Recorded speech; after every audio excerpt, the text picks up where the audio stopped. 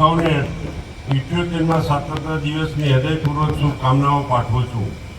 મહાન ભારત દેશના 140 કરોડ દેશવાસીઓ 78મા સ્વાતંત્ર્ય દિનની ઉજવણી માટે સૌને ગૌરવની ક્ષણ છે। એટલું જ નહીં પણ આપણી આઝાદીના ભવ્ય ઇમારતના પાયામાં જેમના બલિદાનની ગાથા છે એવા નામી અનામી અસંખ્ય સ્વાતંત્ર્ય સેનાનીઓને ભાવપૂર્ણ શ્રદ્ધાંજલિ આપવાનો પણ આ પ્રસંગે અવસર છે।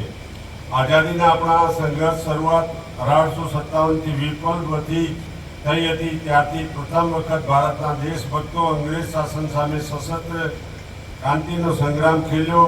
તે પછી સતત 1947 સુધી ભારતીયો અંગ્રેજો સામે દેશની આઝાદી માટે લડત આપી હતી।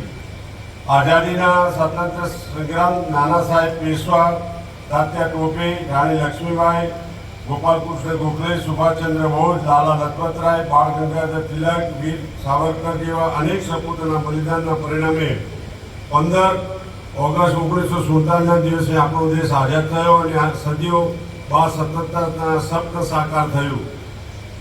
રાષ્ટ્રપિતા મહાત્મા ગાંધી આપેલી અહિંસક લડત અને ભારત છોડો આંદોલન તેમજ દેશના લોકોની પુરુષ સરદાર વલ્લભભાઈ પટેલની 562 રજવાડો વિલીકરણ કરીને અખંડ રાષ્ટ્ર નિર્માણની સુદૃઢ નિર્ણયતા આખો દેશ ક્યારેય ભૂલી નહીં શકે। ડૉક્ટર બાબા આંબેડકર સાહેબ દ્વારા રચાયેલું સંવિધાન અને આદરણીય ગાંધી બાપુની અહિંસા અને સત્યાગ્રહની વિચારધારા આજે સ્વતંત્ર ભારતના વિકાસના પાયો બન્યો છે। આપણા રાષ્ટ્રીય પર્વની ઉજવણીના જનજનને જોડવાનો ઉપક્રમ આદરણીય વડાપ્રધાન મોદી સાહેબે શરૂ કરાવ્યો છે। તેમની પ્રેરણાથી આઝાદી કા અમૃત મહોત્સવ, મેરી મિટ્ટી મેરા દેશ, હર ઘર તિરંગા જેવા અભિયાનોથી નેશનલ ફર્સ્ટની ભાવના જનજનમાં પ્રબળ બની છે।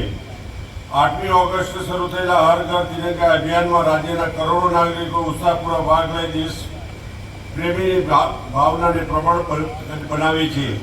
વડાપ્રધાન શ્રીના નેતૃત્વમાં કૃષિ અને કિસાન સમૃદ્ધ બને તેવી અનેક પહેલો યોજનાનો અમલમાં આવી। પ્રધાનમંત્રી કિસાન સામાન્ય નિધિ યોજના હેઠળ રાજ્યના 45 લાખથી વધુ ખેડૂતોને દર વર્ષે 6,000ની આર્થિક સહાય મળી રહે છે।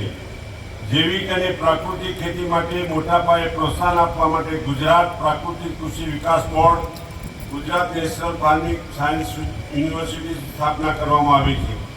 રાજ્યમાં 43 લાખથી વધુ ખેડૂતોને પ્રાકૃતિક ખેતીની તાલીમ આપવામાં આવી છે, જેમાં 9 લાખ ખેડૂતોને 7 લાખ એકરથી વધુ જમીન પર સક્રિય રીતે પ્રાકૃતિક ખેતી કરી રહ્યા છે।